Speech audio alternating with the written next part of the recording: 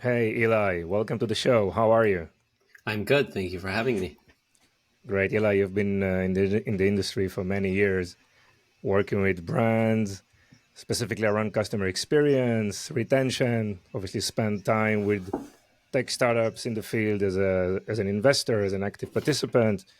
We would love to learn more about you. And I know you just joined the Yotpo, probably redefining the future of customer retention. So, thank you very much for your time. Let us know better about you. Please share your experience and what are you working on these days. I started my career about a decade ago. I grew up in an Orthodox world, number two of 10 children. Don't really have like a high school education or college degree.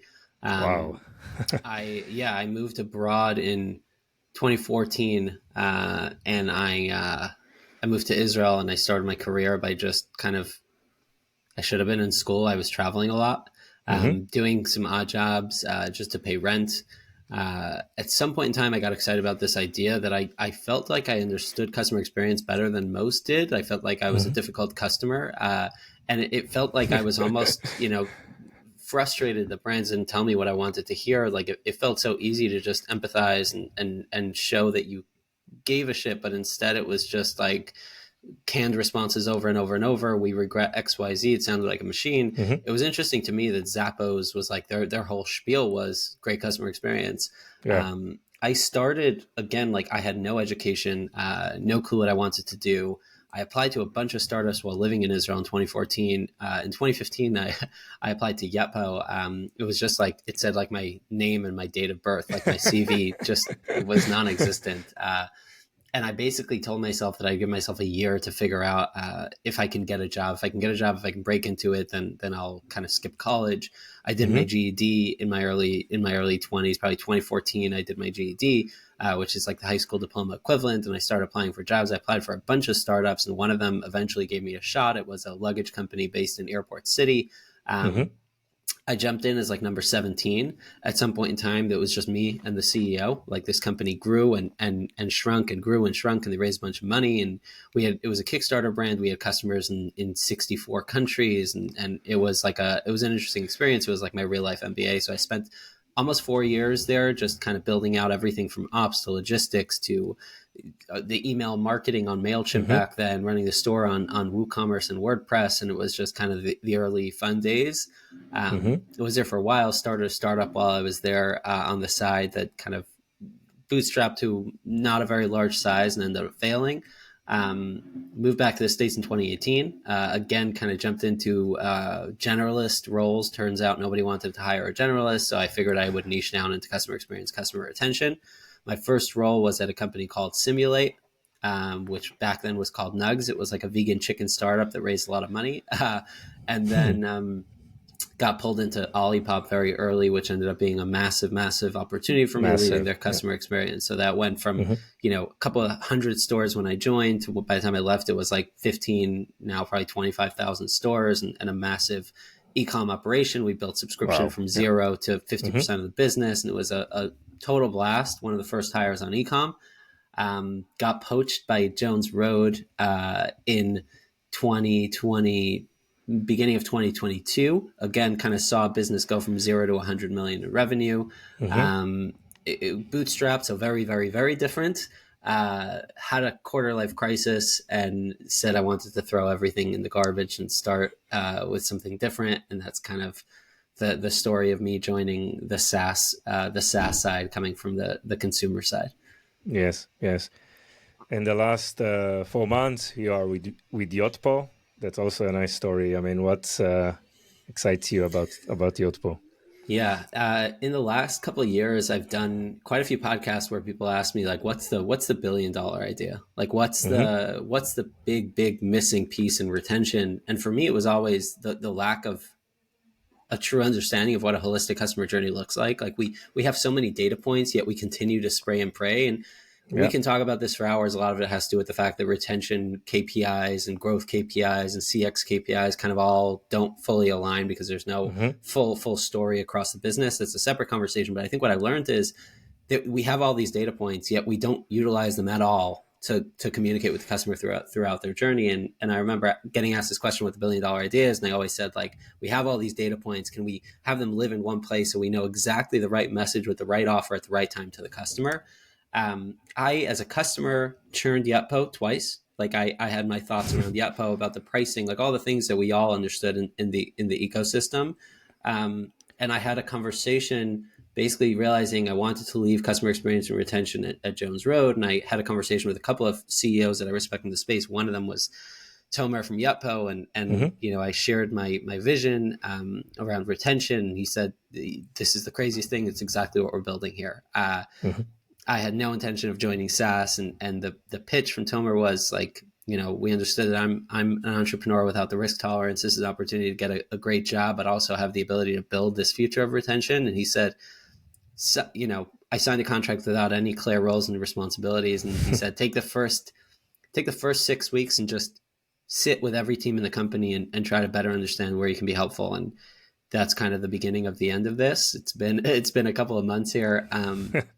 It's been a blast, like being able to work with the marketing team, with the demand gen team, with the product team, with the product marketing team, and kind of work towards this future of retention, all while kind of bringing Yotpo back to the market, like as close as we can to operators. Like this is me, like they're pitching to people like me for the last, you know, this is who I've been on the retention side. So bringing the market super close to Yotpo, bringing Yotpo super close to the market to build this kind of evolution of retention that you'll see, you know, now it sounds fluffy. You'll see that on the product over the next 6 to 12 to 18 to 24 months. You'll see kind of the product kind of moving towards this holistic retention platform instead of just a bunch of point solutions. There are already kind of a bunch of synergetic, fun experiences when you have multiple of the tools together, but kind of this real platform layer, I think you'll see a lot more in the next, you know, 12 to 18, 24 months. Interesting. So the idea is like building probably like a flywheel or an ecosphere of solutions, right? Product reviews, loyalty, SMS, like a consolidating to some kind of a more of a holistic solution offering. Yeah, I think consolidation is a buzzy word. I think what a lot of people get excited about is kind of like a cheaper price or a better, you know, one login. With this, it's more so better understanding, like when you have every communication of the customer journey, what can you learn, A, on the learning side, like what can you learn super quickly of like what works, what doesn't work, B, how can you kind of leverage this full flywheel, like you said, to build a retention plan that hits the customer with the right message at the right time. What it might look like is, you know, subscriptions today are, you know, either brands sling a subscription to everyone on order number one, you default to subscription, or you kind of make it super, super difficult to leave subscriptions, which is something you see over and over and over of like, maybe I should not let people cancel, or like New York Times, like maybe they should have to call in to cancel. The future is making sure you're pitching the subscription to the right customer, meaning some people are not subscribers. They jump in for the discount. It's fun. We should stop pitching it to them. So the future is understanding what the right offer for the right customer is, and then what the right way to get to them is. Is it SMS? Like, are we just sending, and that's the campaign we just launched on the Frown campaign, was this idea of like, you're probably just, at some point you're hitting the right message to the right customer, but you've probably sent hundreds of thousands of messages to get there, versus what if we told you, based on what we've seen in the past, like behavior wise, based on what they've purchased in the past, based on their browsing, whatever, like all the information we have on the CDP, like what can we tell you about? We know what offer this customer will be excited about. For example, if they've only ever purchased with discount codes, you might have to look at that customer differently than you look at the customer that's just paying full price every 6 weeks. So timing between orders, the offer you're giving them, the way you communicate with them. I mean, every single piece. Reviews is fun because it's pre-purchase, right? You're impacting conversion, and then kind of as you go from reviews to loyalty to email to SMS to subscription, you're kind of building that entire customer journey. And let's use those data points. So if somebody gave you a 5-star review and they've purchased twice in the last 30 days, it's probably a perfect customer for subscription. With a bunch of point solutions, you're probably not getting there with the right message in the right time. So probably like working on increasing the granularity of segmentation and obviously personalization, like zooming in more and more and more to all these different, you know, use cases that can be probably unlimited in number, right? And if you ask any marketer, like if you ask a marketer, if you had the opportunity to reach out to the right customer with the right message at the right time, everyone would say like, duh, like obviously that's the holy grail. But technology hasn't quite gotten there. So if you have an opportunity to choose like a best in class solution versus a solution that is 90% there, but gives you the opportunity to send the right message to get the right customer, A, you're probably saving a lot of headache for your customers. B, you talk to people that have like the best solution. They're not using 90% of the bells and whistles. So I think Mm-hmm. the like, will we ever be better than X and Y? Maybe, but I don't know that you have to. I think you have to have like a really good solution with all the data layers.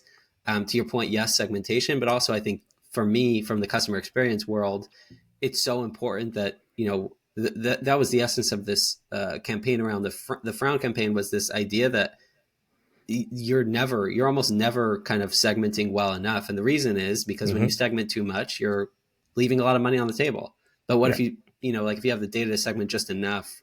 I think that's the fun place that I'm excited about, Yes. both and that Exactly. kind of CX and retention. Like those are my two worlds, Mm-hmm. and Mm-hmm. it's been complex to find those, to find the convergence other than two fun jobs at a company. For me, this was the convergence, is like building a retention platform that has customer experience in mind when you do it to get the right message to the right customers. Kind of feels like on the outside, he's like, Eli went to Yotpo. Is he crazy? On the Mm-hmm. inside, in my heart, it kind of all makes sense because it's a circular Yes. journey.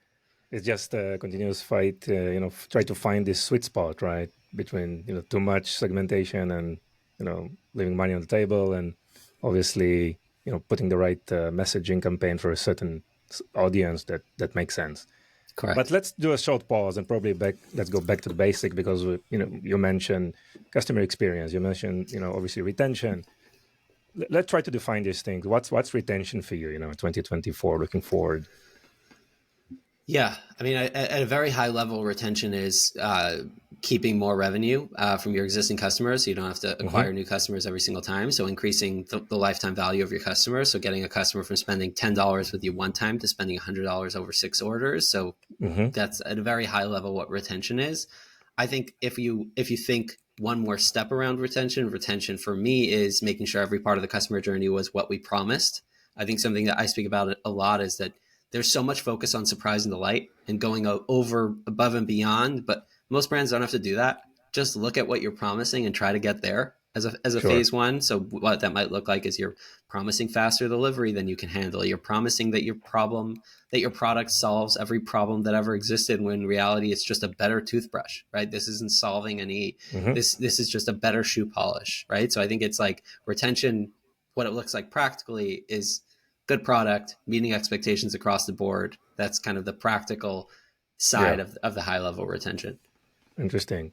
So it's not just financially, right? I mean, trying to, upsell or like land and expand as much as you can from existing customers. We know, I think I saw the latest data that it's like 12 times more expensive to get a new client than to bring another dollar from your existing customers, right? So definitely there's a lot of attention that needs to be done with existing customers, but there's also some also valuable, let's say, objective targets like customer loyalty, right? Word of mouth, brand equity. What are your thoughts on all this?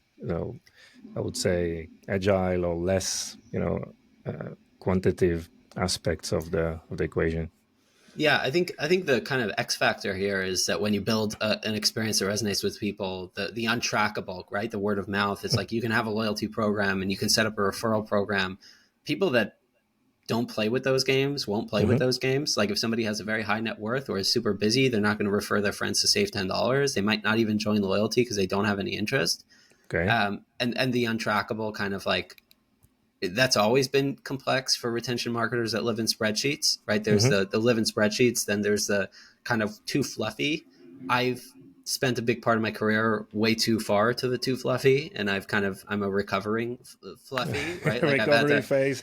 yeah, I had to get more Yeah. integrated with data, but I think realistically, yes, aside from the value in kind of landing and expanding, there's a lot of value in creating brand advocacy, Sure. brand advocates, which I think sometimes is trackable by NPS, sometimes is trackable by CSAT. There are kind of proxy scores, but I think in general, yes, the additional context is this all really relies on the fact that you need to be acquiring the right customer. Meaning, if I sold a customer this idea that this toothbrush will save your life, it's going to be very complex to land and expand expand on the retention side. Growth will have an easy time landing by Mm-hmm. overpromising, Hmm. Retention will have an impossible time upselling and Impossible. cross-selling when this person shouldn't have ever purchased this. So I think that's a complex kind of relationship between the KPIs and the growth side, which is land a customer at the best marketing efficiency ratio, right? Like bring down the Okay. CAC,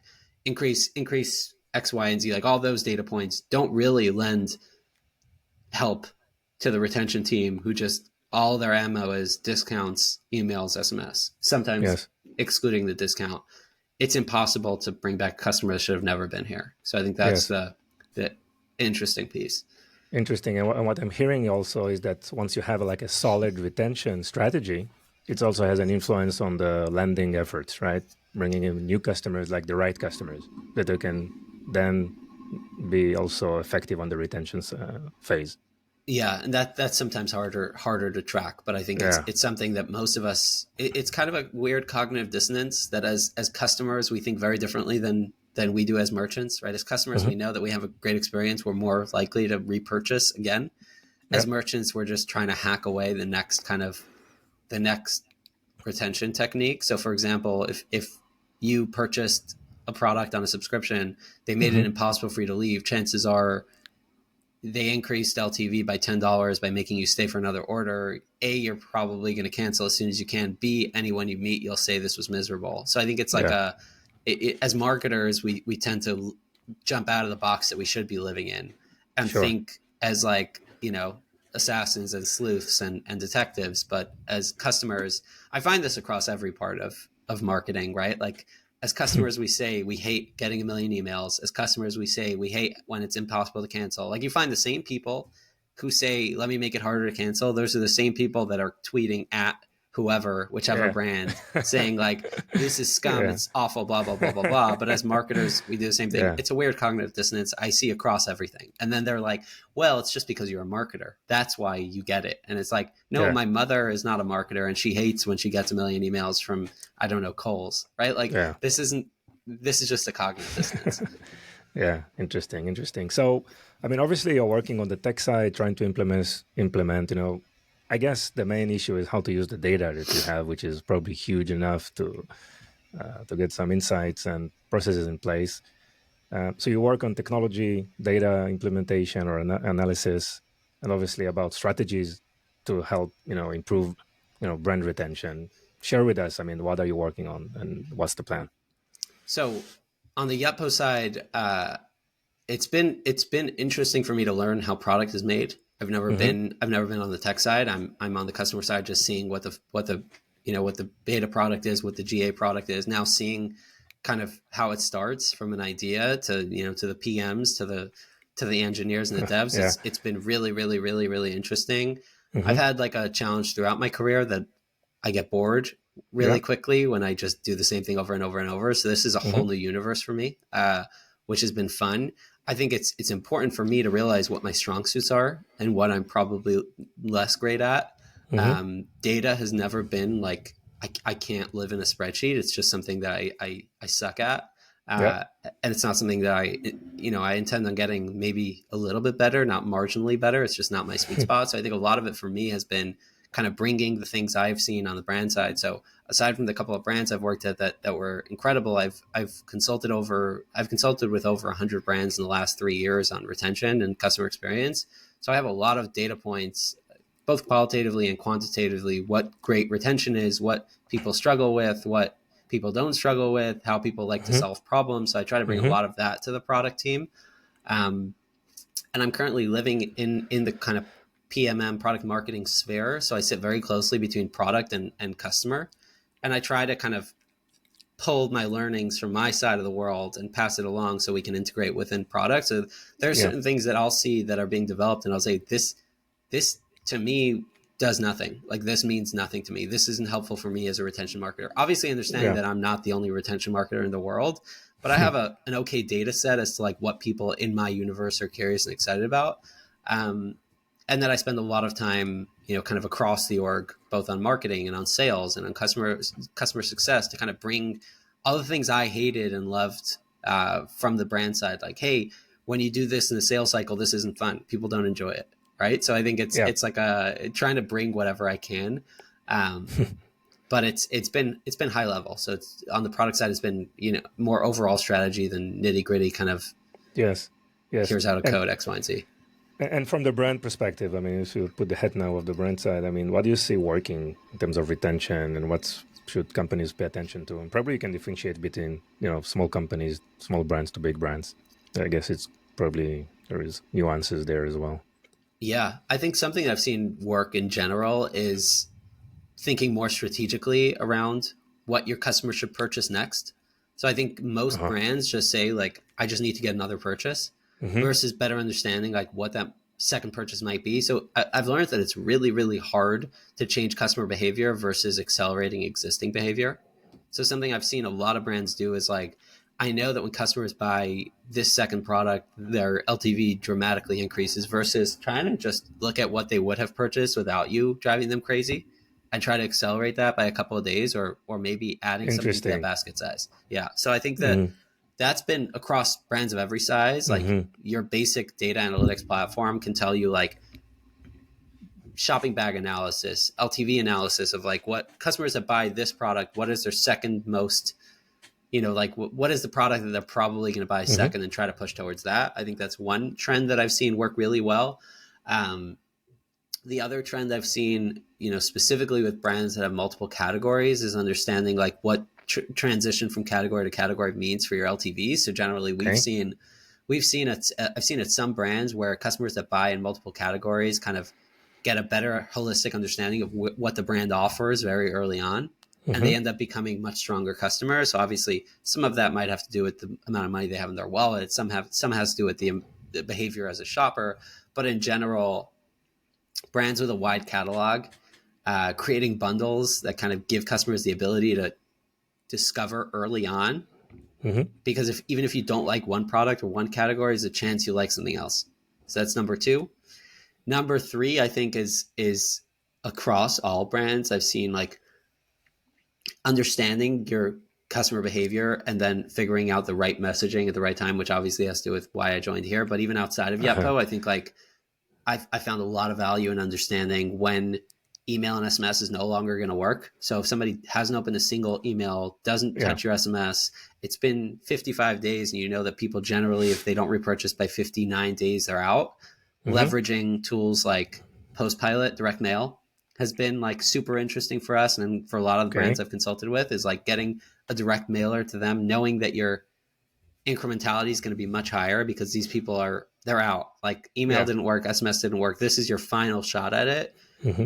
That's been mega, mega, mega successful for some brands that I've worked with. Um, Nice.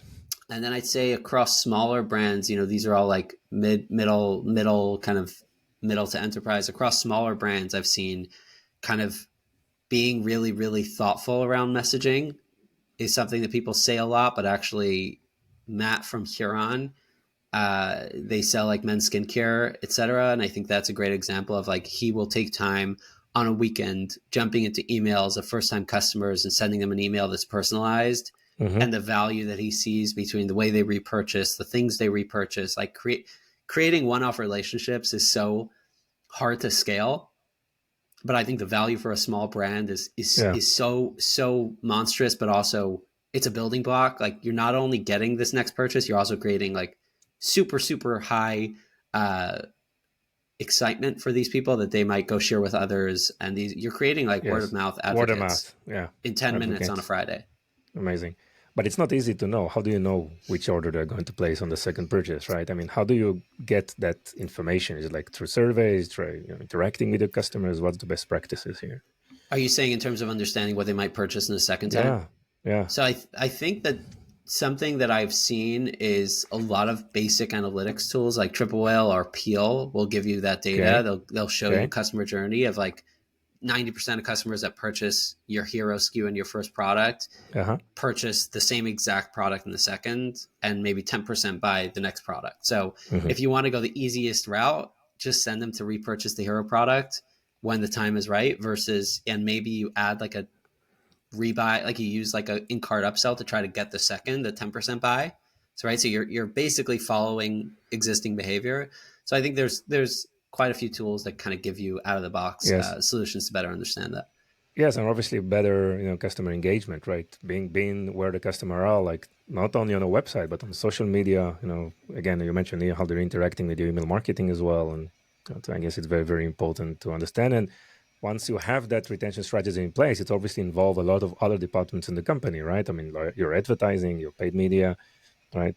Different the way you define or describe products and services, right? So it requires kind of a company-wide, acceptance of that plan, I think most people right? are shocked as to how little brands know about their customers overall. Okay. Like I think most people are shocked when they hear that brands have no idea like who their customers are, what they like, what they don't like. All you see is like you send the email, they buy. You have no idea like what in the email is driving them to purchase. What's Yeah. exciting here? Like Yeah. people don't talk to their customers, have no idea what's going on, yet they continue kind of it's one way. It's just spray and pray, right? It's just send, send, send, and there's Yes. no communication. Like I've learned a lot in the last few years by having these like one-off Zoom calls with customers and just trying to better understand like what's exciting to them about this brand versus the other brand. Because as founders, I think founders tell themselves my product is the best in the world, but customers, that's probably not why they're purchasing. Like product is important, but it's for everyone, it's something else. Like we saw, even at Jones Road, like we saw for us, it's like, this is Bobby Brown. This is incredible, blah, blah, blah. But you talk to Hmm. customers and some of them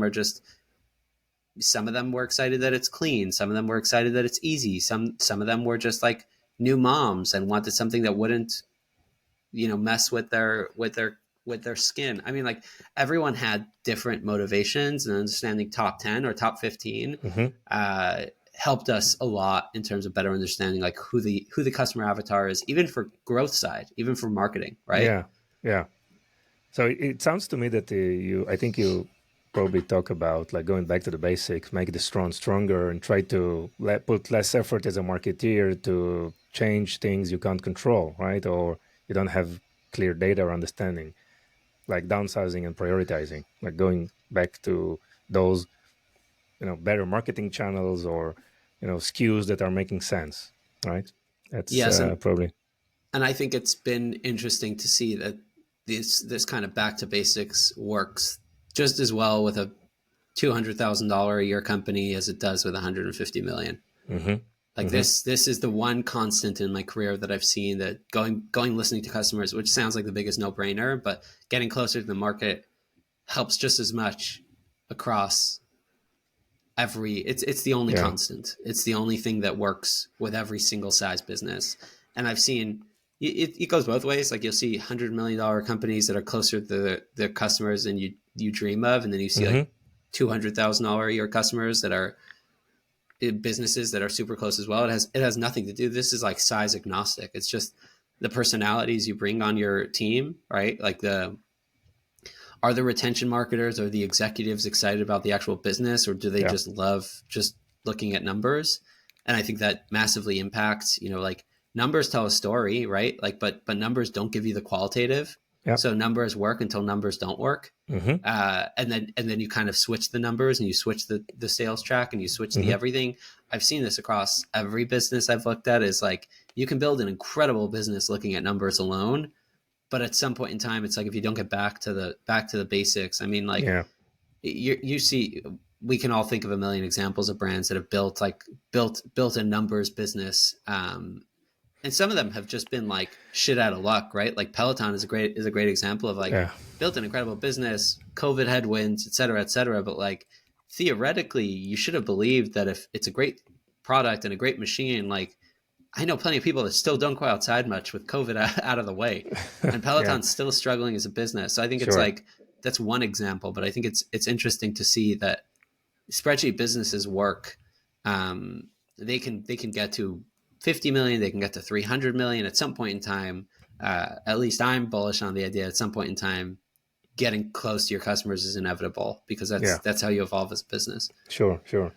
And look, I mean, all the way you work with data. I mean, if the data support your thesis, right, and we are all human and we have instincts, right? So if the data supports, whatever we thought and invested in, then it's all great. But when the data shows you something else, I see a lot of example like trying to probably, I will not say ignore the data, but having a lot of difficulties accept that and definitely implement the right change, which is like all across all the organization, to make sure that you adapt the new data. And it's usually been implemented very, very slow, and you realize too late that it's already done. And that's one of the challenges with data, is trying to move fast and be agile internally in terms of processes and mentality, to accept that. So, I mean, retention is, I guess, for brands or retailers hear us and think about retention.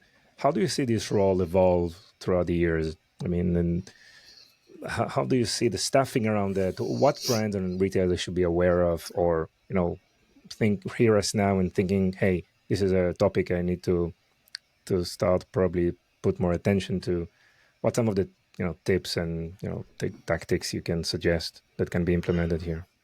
It's a good question. So, high level, I think what I've seen is retention is probably the only role in a business that takes creative side as much as it does numbers, data side, which I think Yeah. is complex. So it's very rare to see somebody excel at both. I know my skills tap out when it comes to like super heavy analysis and spreadsheets, and I think understanding that I had to find the right people to support that. So that's number one, is like retention is complex because it touches both sides of the brain. Yeah. Overall, I think what we've seen over the last kind of decade, especially on ecom, like retention was always a thing, but it was, in the 90s and early 2000s, it was like a lifecycle marketer, or, email marketer. Since email evolved on the business side, it's always been like somebody that sat in the corner, sent a lot of emails. I think as email marketing, et cetera, turned into, like CRM lifecycle, which is more kind of holistic, right? It was, okay, as SMS became a thing, you started thinking, this is you're managing this, you're a CRM manager, you're managing our quote unquote book of business for customers. And your goal is you need to understand their customer journey and understand how to get them back. I think in general, until probably 2010s, late 2010s, we've seen lifecycle live very, very, very far from anything else. It was just like a job that was hired to send emails to get those people back.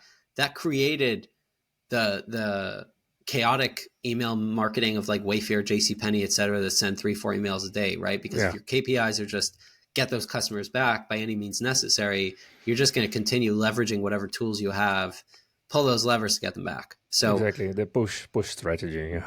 Yeah, and at some point you hope they either come back or they unsubscribe. And you tell yourself if they don't unsubscribe, they obviously like it, or they're obviously okay with it, which sounds insane. Again, as a marketer, we tell ourselves this, but it sounds insane. Insane. I think we've seen, at least in my corner, I've seen 2020 was kind of the rise of retention, like as a title, like director of retention, senior director of retention, retention marketing manager, which, again, you're seeing some brands, it's just email and SMS. Other brands, it's much more holistic. I think we'll continue to see more holistic, kind of like high level director or senior director of retention that lives across the entire customer journey and isn't just, they might have an email and SMS retention manager under them. Okay. But I think you're starting to see these high level, like they own retention across everything. So they're looking at unboxing. They're looking at customer experience. They're looking at every single part of the customer journey, and email and SMS are levers that sit under them that can be pulled, but they're also thinking push if they have an app strategy. They're also thinking direct mail. They're also thinking surveying. They're thinking customer conversations. They're thinking much, much, much more holistically. And I think you're seeing a lot of that, obviously, with the headwinds of iOS and the headwinds of marketing, CAC going up, all that stuff that you'll hear 1,000 times. You don't need to hear from me. I think you're seeing retention become much more of an important role, but again, still a challenging one because it's very, very hard. In my career, I've seen a very small handful of people that can mess around in a spreadsheet and also deeply understand the creative side of what retention strategy could look like, because those are really two sides of the brain. Yes, interesting. So what do you see, like in the industries from the brand side? Do you see some, more clarity on it, more going towards this role, or probably try to spread this into different departments, creativity or email as you said, or consolidating the task, or just spread it across various departments? Well, I say I see a couple of things. Number one, retention people are getting paid more. Yeah, okay. It's become like an important role. I think in the U.S. specifically, early 2020s, retention, director of retention, et cetera, in the universe I was living in. Again, this is me talking from my personal experience. You were seeing retention roles for $75,000, $80,000, $90,000. Now you're seeing the same role, director or senior director of retention, go for like 150, Yeah, 160, double at 180, least. right? Yes. At Yeah. least double. So you're Yeah. seeing there's a lot of that, which tells you two things. It doesn't tell you that, it doesn't tell you you're just getting paid more. It says there's a high expectation of senior director level, really high quality people that are going to transform the business. Once you get close to $200,000 in salary, you're expected to bring something meaningful to the table. Hmm. So I think you're seeing that. Um, and again, you're seeing these people at some brands get a seat at the table, which is like a meaningful transition of what it used to be, which is somebody in the corner sending a lot of Yeah, like a emails. C-suite position or something. Yeah. Yeah, Hmm. you're seeing chief customer officer, which again spreads both customer experience and retention. Yes. I mean, my personal, selfishly, or if you look at my career, you see my belief in the fact that these two converge. Like I think customer experience, retention converge because a great experience, if you look holistically, drives retention. Hmm. Obviously, retention is understanding the messaging that gets them back, or understanding how do we get them back, understanding journey. But I think you're seeing a seat at the table. You're seeing them get paid more. You're seeing thinking strategically across channels and not just like a single channel of marketing. You're Hmm. seeing brands think about retention pre-acquisition, the way we acquire customers, taking feedback in a full 360, this Yeah. virtuous cycle of Hmm. understanding what brings people in, looking at net promoter scores, understanding what they love, what they don't like, using that back to bring new customers in. So I think you're seeing a very, very meaningful shift in the way retention is viewed in the business overall. Yes. I mean, there are so many things that are happening in the market, like cookieless world, getting more difficult to get acquisition, Yep. success. Supply chains are becoming more complex and expensive. Manufacturing costs, shipping costs. It's not easy. I guess it's getting more and more complicated to differentiate and to scale. And obviously, working with your existing customers in a very honest way, right? I mean, try to deliver the right value and the right product.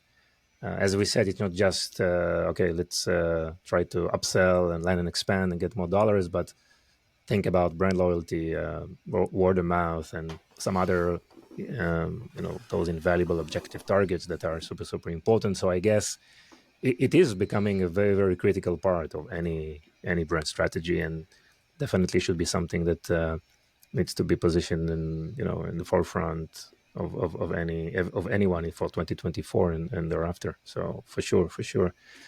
Um, One thing I wanted to ask you about some of the KPIs. How do you measure? So assuming a brand wants to implement a retention process, and obviously having the right plan in place, creatives, marketing messages, and everything that evolves around that. What will be an ideal, success plan or like KPIs that are, anyone like a CEO or an owner can measure success of a retention plan? I mean, I'll give you a very high level.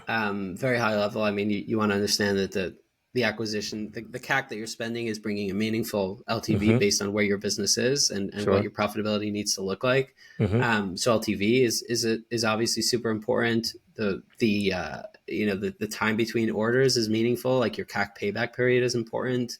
And then I think everything else kind of lives in that universe, right? Like Yeah. increasing AOV to increase, Mm-hmm. to get your margins better. Like obviously contribution Yeah. margin is the important thing. Like if I'm spending X dollars, how many dollars am I getting back, and what does my profitability look like? I think obviously in SaaS, it's NRR. It's not just right. It's like because it's net recurring revenue, not just Mm-hmm. your kind of basic LTV. Sure. But I think at a very high level, it's that. But almost every business has to think of this differently. Meaning, like I think a lot of businesses look for a percentage of revenue from existing customers, but that really depends on like how aggressive your acquisition side of the business is, right? Because if you're spending a crazy amount of money on acquisition, you don't want it's not great to have 80% of your revenue coming from existing customers. That means that your Sure. acquisition isn't working. So I think Yeah. that's like a bit of a fuzzy metric, but I think Yeah. overall it's like increasing LTV, like increasing revenue from existing customers.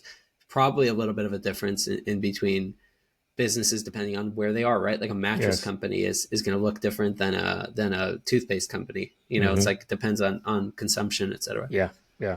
And obviously, we live in a world where like sustainable growth is not enough. Where we're looking for profitable growth, right? And A lot has profitability is changed. a lot has changed, right? Yeah, So yeah. definitely, it's something that needs to be taken into consideration. I Great, mean, Eli.